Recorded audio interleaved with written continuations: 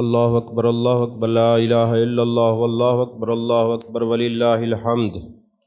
اللہ اکبر لا الہ الا اللہ واللہ اکبر وللہ الحمد۔ اللہ اکبر لا الہ الا اللہ واللہ اکبر وللہ الحمد۔ الحمد للہ رب العالمین والعاقبۃ للمتقین والصلاة والسلام علی سید الرسل وخاتم الانبیاء والمرسلین وعلی آلہ الطیبین واصحابہ الطاہرین، اما بعد فاعوذ باللہ من الشیطان الرجیم، بسم اللہ الرحمن الرحیم۔ قد افلح من تزکا وذکر اسم ربہ فصلی۔ صدق اللہ العظیم وصدق رسولہ النبی الکریم الامین المکین الرؤوف الرحیم۔ قال اللہ تبارک و تعالی فی شان حبیبہ مخبرا وآمرا، ان اللہ وملائکتہ یصلون علی النبی یا ایہا الذین آمنوا صلوا علیہ وسلموا تسلیما۔ اللہم صلی علی سیدنا و مولانا محمد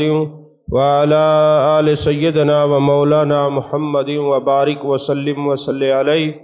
الصلاۃ والسلام علیک یا رسول اللہ، الصلاۃ والسلام علیک یا حبیب اللہ، الصلاۃ والسلام علیک یا نبی اللہ، الصلاۃ والسلام علیک یا خیر خلق اللہ۔ تمام تعریفیں اللہ تبارک و تعالیٰ کے لیے جو خالق کائنات بھی ہے، مالک شش جہات بھی، جو احد بھی ہے، صمد بھی ہے، جس کی شان لم یلد بھی ہے ولم یولد بھی۔ لا تعداد ہدیہ درود و سلام بارگاہ سید الانام، شفیع رحمت، والی امت، شاہ خوباں، جان جانا، شہنشاہ حسینہ، سید سروراں، سیاہ لا مکاں، تتمہ دوراں، سرخیل زہرہ جمالاں، رازدان ما اوہا، شاہد ما تغا، صاحب علم نشرہ، معصوم آمنہ، احمد مجتبیٰ، حضرت محمد مصطفیٰ صلی اللہ علیہ وآلہ وصحبہ وبارک وسلم کی دربار ناز میں اپنی عقیدتوں، ارادتوں، محبتوں کا خراج پیش کرنے کے بعد آج عید الفطر کا دن ہے۔ ہر اہل علم، عقل اور شعور رکھنے والا شخص لرزتی ہوئی زبان کے ساتھ عید مبارک کہے گا، کیونکہ جان کائنات، جان عالم، مصطفیٰ جان رحمت صلی اللہ علیہ وسلم نے ارشاد فرمایا، یہ مسلمان، یہ امت جسم واحد کی طرح ہے۔ اگر جسم کے ایک حصے میں تکلیف ہوتی ہے تو درد سارا جسم محسوس کرتا ہے۔ آج کس منہ سے عید مبارک کہیں جب غزہ اور فلسطین پر گولہ باری ہو رہی ہو، وہاں کے لوگ بے گھر ہو چکے ہوں، جہاں ہزاروں لوگ شہید ہو چکے ہیں، ہزاروں زخمی ہیں اور زندگی موت کی کشمکش میں مبتلا ہیں، اور ہم مسلمان ان کے لیے صرف دعا کرتے ہیں، اور بعض تو دعا کرنے بھی بخیلی کا مظاہرہ کرتے ہیں۔ آج وہ بھی دیکھیں گے کہ دنیا عالم عید منا رہی ہے اور عید کی خوشیوں میں ایک دوسرے کو مبارکباد پیش کر رہے ہیں، مگر یہ نہتے فلسطینی، یہ غزہ کے مسلمان جو ہزاروں کی تعداد میں زندگی موت کی کشمکش میں ہیں، مبتلا ہیں، اور بچے کھانے کی جگہ گھاس کھا رہے ہیں، وہاں کھانا میسر نہیں ہے۔ بہرحال عید کا دن ہے، عید الفطر ہے۔ عید کی خوشیوں میں ان نہتے مسلمانوں، فلسطینیوں کے لیے اور کچھ نہ کر سکیں تو اللہ کے حضور بیٹھ کر ان کے لیے دعا ضرور کرنی ہے۔ میرے مالک اپنے محبوب کی ساری امت کی خیر فرما، ان کی تکالیف دور فرما، اور بالخصوص غزہ اور فلسطین کے مسلمانوں پر جو ظلم جبر اور تشدد اور بربریت ہو رہی ہے، میرے مالک ان کو پناہ کاملہ پناہ تامہ نصیب فرما، آمین۔ عزیزان محترم، یہ عید الفطر 2 ہجری میں واجب کی گئی۔ میرے آقا کریم صلی اللہ علیہ وسلم نے سب سے پہلی جو عید کی نماز پڑھی ہے یہ واجب ہے، اور یہ 2 ہجری میں پڑھی گئی، اور اس کے بعد کبھی جان کائنات، جان عالم مصطفیٰ جان رحمت صلی اللہ علیہ وسلم نے اس کو ترک نہیں فرمایا۔ اور میرے آقا کریم صلی اللہ علیہ وسلم جب بھی عید الفطر کی نماز پڑھنے کے لیے روانہ ہوتے تو پہلے آپ کی عادت مبارکہ تھی، آپ تاک کھجوریں تناول فرمایا کرتے تھے، 1 کھجور، 3 کھجور، 5 کھجوریں، 7 کھجوریں، یہ آپ کا معمول رہا ہے۔ 2 ہجری میں یہ عید الفطر واجب ہوئی ہے، اور 11 ہجری میں جان کائنات جان عالم صلی اللہ علیہ وسلم کا وصال با کمال ہوا ہے۔ اور یہ یاد رکھیے، ہم نے یہ جو چاند رات، یہ رات جو گزری ہے، اس پر ایک سیر حاصل پروگرام بھی کیا ہے، آپ لوگوں نے نیٹ کے ذریعے، سوشل میڈیا کے ذریعے اس کو سماعت کیا ہے۔ یہ جو رات گزری ہے، یہ رات لوگوں کو پریشان کرنے کی رات نہیں ہے، روڈز کے اوپر، سڑکوں کے اوپر شور شرابہ کرنے کی رات نہیں ہے، بلکہ اس رات کو لیلۃ الجائزہ کہا جاتا ہے۔ یہ وہ رات ہے جس کے بارے میں جان کائنات جان عالم مصطفیٰ جان رحمت صلی اللہ علیہ وسلم نے ارشاد فرمایا، جو اس رات کو جاگے گا، قیام کرے گا، عبادت کرے گا، اللہ کا ذکر کرے گا، قیامت والے دن جب دل مردہ ہوں گے، اس بندے کا دل زندہ ہوگا جس نے اس رات کو قیام کیا ہے، شب بیداری کی ہے، عبادت کی ہے۔ اور میرے مصطفیٰ کریم صلی اللہ علیہ وسلم فرماتے ہیں، جب عید کی نماز پڑھنے کے لیے جایا کرو، جس رستے سے جانا ہے واپسی اس رستے سے نہیں آنا۔ ہاں، اگر رستہ ایک ہو تو پھر کوئی ضرورت نہیں ہے رستہ بدلنے کی، پھر تو بدلا بھی نہیں جا سکتا۔ اگر آپ کے گھروں کو اور عیدگاہ کی طرف آنے کے لیے 2 راستے ہوں تو ایک راستے سے آنا چاہیے، دوسرے راستے سے جانا چاہیے۔ اس میں محبوب پاک صلی اللہ علیہ وسلم نے حکمت کیا رکھی ہے؟ جان کائنات صلی اللہ علیہ وسلم نے فرمایا کہ جب بندے عید نماز پڑھنے کے لیے آتے ہیں، جس کا ذکر اللہ نے قرآن میں فرمایا قد افلح من تزکا، تحقیق وہ فلاح پا گیا جس نے اپنے آپ کو مزکا کیا، یعنی پاک کیا، صاف ستھرا کیا۔ وذکر اسم ربہ فصلی، اور جب گھر سے نکلا تو سبحان اللہ والحمد للہ ولا الہ الا اللہ واللہ اکبر کی تسبیحات پڑھتا آیا، اللہ اکبر لا الہ الا اللہ واللہ اکبر پڑھتے ہوئے آیا۔ اور جب اس نے نماز پڑھی، نماز پڑھنے کے بعد اعلان ہوتا ہے، تم نے روزے رکھے، تراویحاں پڑھی ہیں، عبادات میں وقت گزارا ہے، اب تم نماز پڑھنے کے لیے آئے ہو، جو گناہ باقی تھے وہ بھی اللہ نے بخش دیے ہیں۔ سلام جیسے ہی نماز کا پھرتا ہے اس وقت اعلان ہوتا ہے، جن لوگوں نے روزے رکھے ہیں، نمازیں پڑھی ہیں اور آج عید الفطر کی نماز پڑھنے کے لیے آئے ہیں، فرشتوں یہ بتاؤ جب کوئی بندہ مزدوری کرتا ہے اس کو کتنی مزدوری دینی چاہیے؟ فرشتے اللہ کی بارگاہ میں عرض کرتے ہیں، باری تعالیٰ ہر مزدور کو پوری مزدوری ملنی چاہیے۔ تو اللہ فرماتا ہے جنہوں نے روزے رکھے، تراویحاں پڑھی ہیں، آج ان کی مزدوری یہ ہے کہ ان کے لیے جنت کا اعلان کر دو، ان کے لیے بخشش کا اعلان کر دو، ان کے لیے جہنم سے آزادی کا اعلان کر دو۔ اب بندہ عید نماز پڑھنے آتا ہے، ہوتا گناہ گار ہے، مگر اللہ اس کی بخشش و مغفرت فرما دیتا ہے۔ عزیزان محترم، پھر بخشش و مغفرت نہیں فرماتا، صرف گناہوں کو نیکیوں میں بھی بدل دیتا ہے۔ ایک علامہ صاحب مجھے بتا رہے ہوں کہ میں سوچتا تھا کہ گناہوں کو نیکیوں میں کیسے بدلتا ہے، تو ایک دن میں نے مکاشفۃ القلوب پڑھی، حضرت امام غزالی رحمۃ اللہ علیہ کی لکھی ہوئی کتاب ہے۔ جب میں نے اس کا مطالعہ کیا تو وہاں ایک واقعہ میری نظر میں گزرا کہ حضرت فاروق اعظم رضی اللہ تعالیٰ عنہ مدینے کی گلیوں میں گشت کر رہے ہیں، اتنے میں دیکھا ایک نوجوان نہ بغل میں چھپائے کچھ آ رہا تھا، اس بوتل کے اندر شراب تھی، کیونکہ شراب کی حرمت کا حکم جان کائنات صلی اللہ علیہ وسلم کے زمانے میں آ چکا تھا، شراب حرام ہے، اور حضرت فاروق اعظم ہر حدود و قیود کو توڑنے والے کو بڑی کڑی سزا دیا کرتے تھے، مشہور تھا۔ جیسے ہی وہ نوجوان آیا، ظاہر سی بات ہے کوئی چور ہونا تو اس کی شکل بتا دیتی ہے اس نے کوئی چوری کی ہے، اگر کوئی غیر اخلاقی معاملات کے اندر ملوث ہو تو وہ بھی پکڑا جاتا ہے۔ جیسے ہی حضرت فاروق اعظم رضی اللہ تعالیٰ عنہ سامنے آئے نا تو اس جوان کے چہرے پر نظر پڑی نا تو وہ اس پر لرزہ طاری ہو گیا۔ آپ نے فرمایا یہ بتاؤ بغل میں کیا چھپایا ہوا ہے؟ اس نے کہا حضور والا میری بغل میں سرکہ ہے۔ اب تھی تو شراب۔ حضرت فاروق اعظم رضی اللہ تعالیٰ عنہ نے فرمایا یہ دکھاؤ کیا چیز ہے؟ اس نے اللہ کی بارگاہ میں ڈرتے ہوئے دعا کی، میرے مالک آج مجھے فاروق اعظم سے بچا لے، میں توبہ کرتا ہوں، آج کے بعد میں شراب کو منہ نہیں لگاؤں گا۔ اب یہ دل سے ایک تڑپتے ہوئے دل، اور پتہ بھی تھا کہ اگر یہ شراب پکڑی گئی تو درے یہیں پہ لگیں گے، عدالت جانے کی ضرورت ہی نہیں ہوگی، اور پھر فیصلہ بھی انہوں نے کرنا ہے اور درے بھی انہوں نے لگانے ہیں۔ اب جیسے ہی اللہ کی بارگاہ میں ایک تڑپتے ہوئے دل کے ساتھ دعا کی نا تو اللہ تبارک و تعالیٰ نے اس شراب کی بوتل کو سرکہ بنا دیا۔ اب حضرت فاروق اعظم نے جب دیکھا نا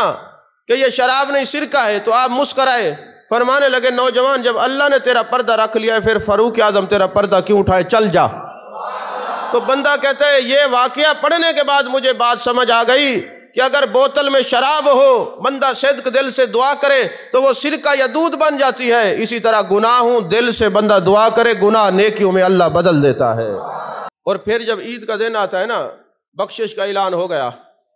بخشش کے اعلان کے بعد اب آپ لوگ آزاد ہو گئے، جہنم سے آزاد ہو گئے، بخشش کا پروانہ مل گیا، جنت کا پروانہ مل گیا۔ اب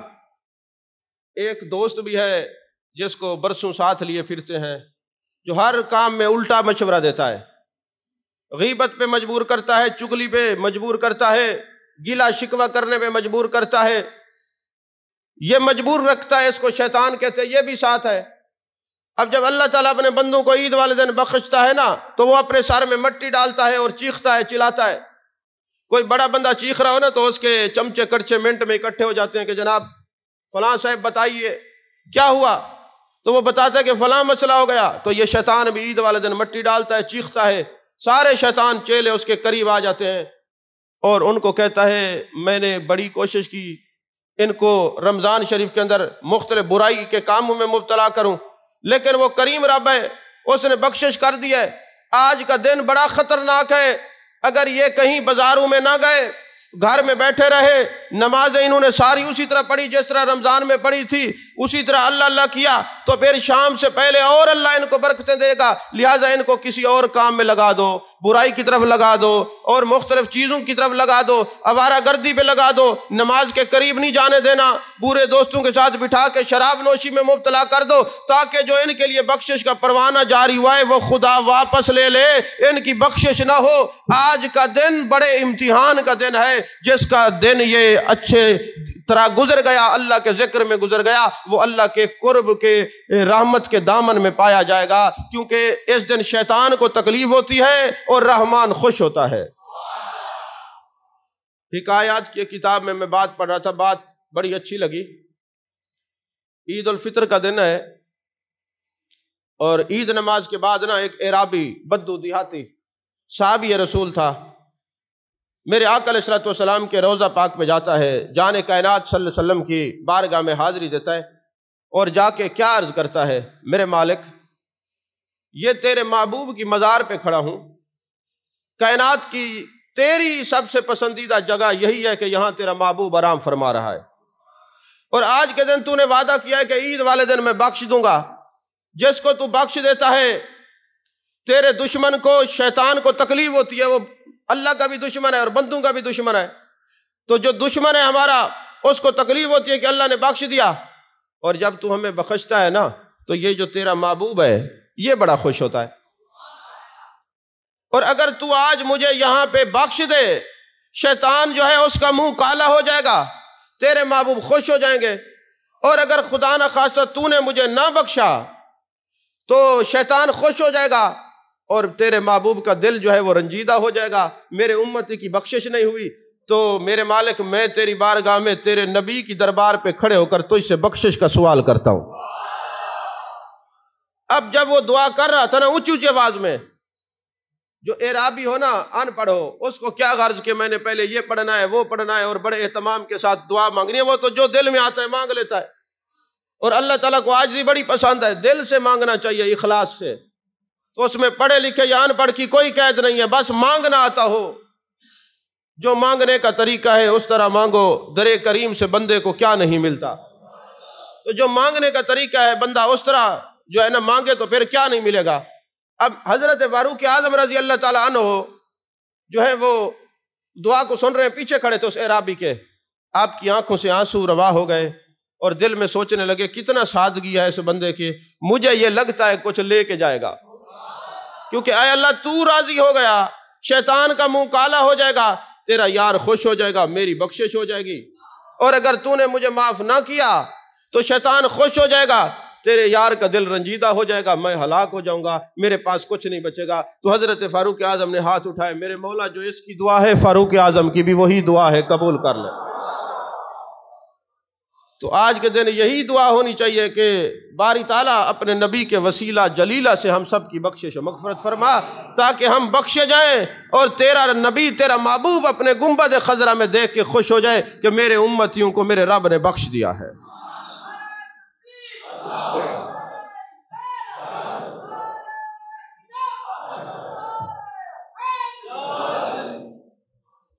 عزیزان محترم، یہ جو عید الفطر کا دن ہے نا، یہ اتنا اہم ہے کہ شجر طوبہ اللہ تبارک و تعالیٰ نے اسی دن تخلیق فرمایا ہے، اور جو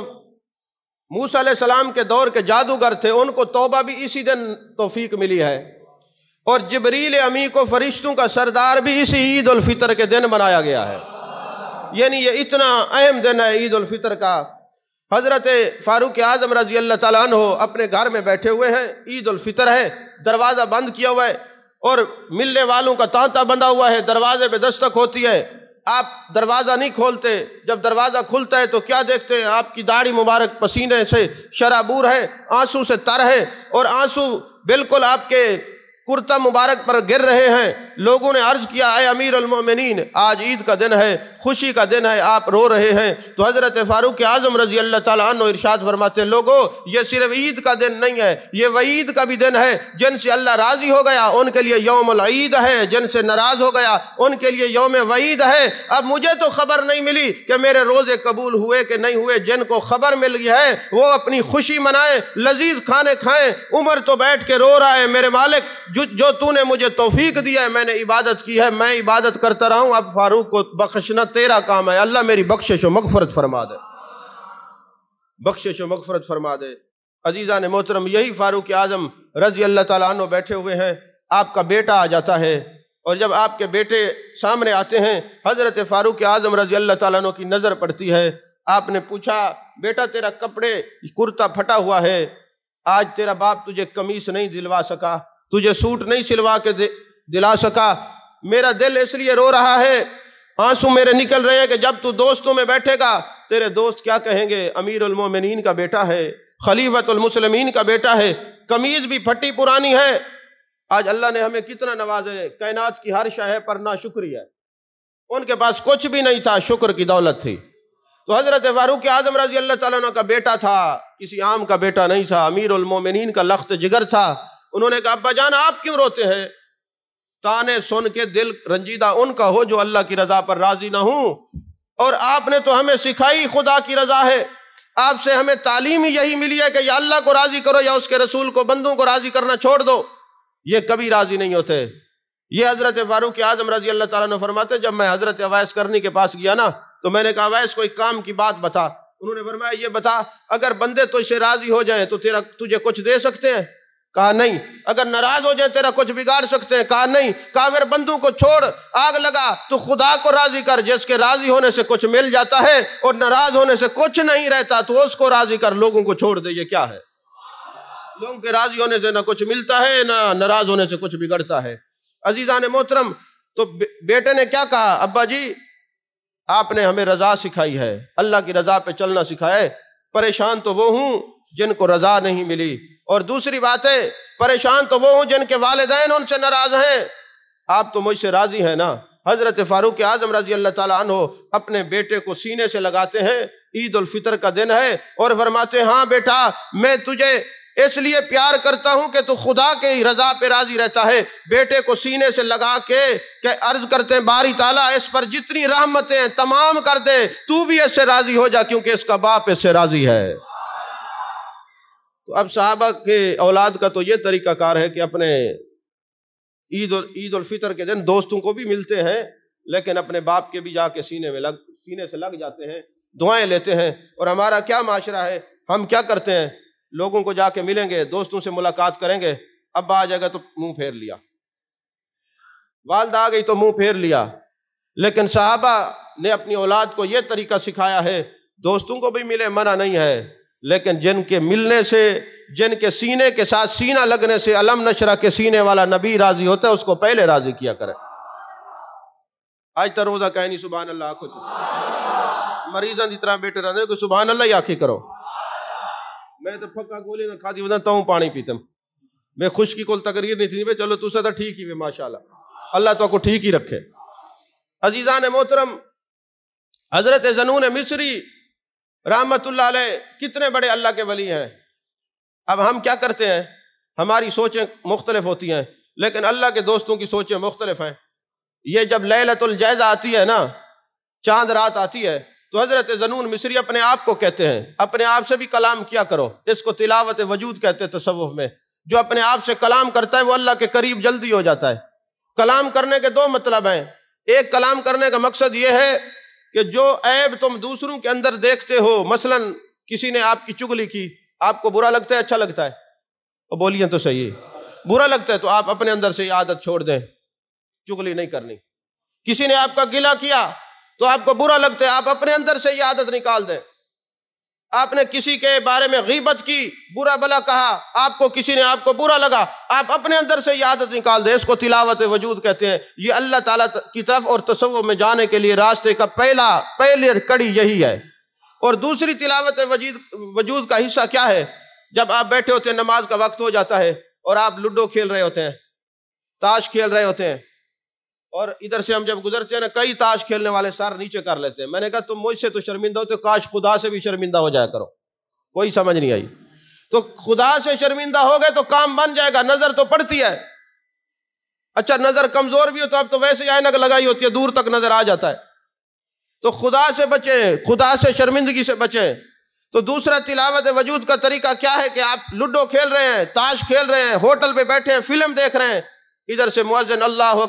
اکبر کی صدا بلند کرتا ہے، ایک دل آپ کا کرتا ہے نماز پڑھیں، اور ایک کیفیت کہتی ہے نماز نہ پڑھیں۔ جو کہتی ہے نماز پڑھو یہ اللہ کی طرف سے پیغام ہے، اور جو کہتی ہے نہ پڑھو یہ شیطان کی طرف پیغام ہے۔ آج کے بعد جب یہ دو خیال آئیں، ایک اچھائی کا برائی کا، تو یہ میری نصیحت یاد رکھنا، جو اچھائی کا خیال ہے وہ رحمان کی طرف سے ہے، اور جو برائی کا خیال ہے وہ شیطان کی طرف ہے، اور طرف سے اب دیکھنا یہ ہے آپ نے حمایت کس کی ہے، خدا کو راضی کیا ہے یا شیطان کو راضی کیا ہے۔ یہ تلاوت وجود کا تصوف کا پہلا نقطہ ہے اور پہلا سبق ہے یہ۔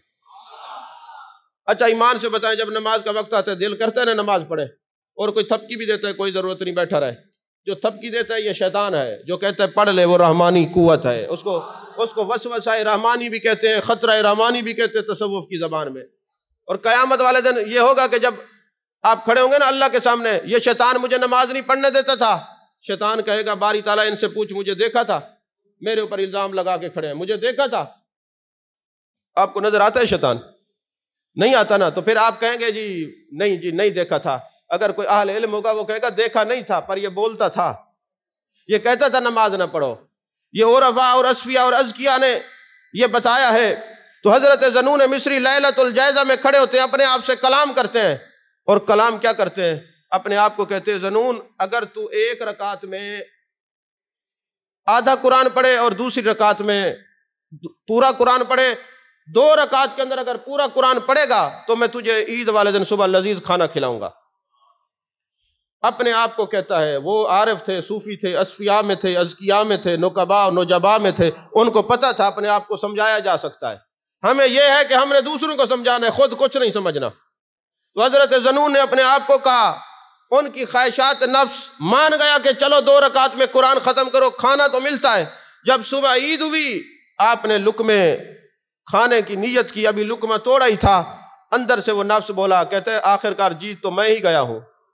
بس یہ کہنے کی دیر تھی، لقمہ رکھ دیا، کہا میں خدا کا تابعدار ہوں، تیری تابعداری نہیں کر سکتا۔ ابھی اپنے آپ سے کلام کر رہے تھے، دروازے پر دستک ہوتی ہے، ایک بندے نے ایک پرات پوری کھانے کی اٹھائی ہوئی ہے، اور آ کے کہتے زنون یہ تیرے لیے کھانا میں خود نہیں لایا، ابھی کھانا پکوا کے گھر میں سویا ہوا تھا، مجھے جان کائنات جان عالم مصطفیٰ جان رحمت صلی اللہ علیہ وسلم کا دیدار ہوا ہے۔ میرے آقا نے فرمایا اگر تو چاہتا ہے تجھے میری شفاعت مل جائے، میرا زنون کئی دن سے بھوکا ہے، جا کے اس کو کھانا کھلا، اگر اس نے کھانا کھا لیا تیرا نبی تو اس سے راضی ہو جائے گا، اور جاؤ زنون کو میرا پیغام دے دو تیرا نبی فرما رہے یار کچھ کھا لے۔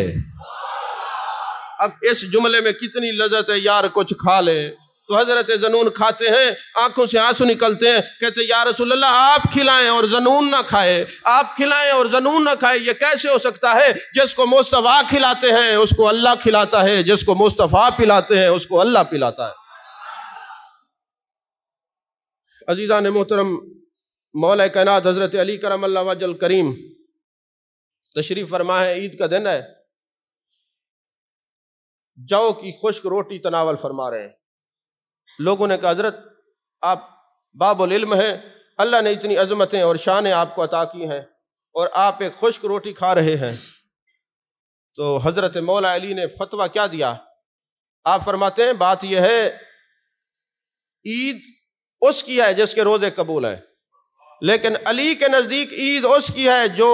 اس دن کوئی گناہ نہ کرے، صبح سے لے کر شام تک اگر کسی سے کوئی گناہ نہ ہو، اس سے کوئی خطا نہ ہو، تو علی فتویٰ دیتا ہے اس کا یوم العید ہے، اس کا دن وہ عید کا دن ہے۔ یہ عارفوں کی باتیں ہیں۔ دو احادیث مبارک عرض کر کے گفتگو ختم کر رہا ہوں۔ میرے آقا علیہ الصلوۃ والسلام نے فرمایا، حدیث قدسی ہے، اللہ فرماتے ہیں انا عند ظن عبدی بی، جو جیسا میرے اوپر گمان کرتا ہے میں ویسا ملتا ہوں۔ ایک شخص 20 سال تک گناہ کرتا رہا،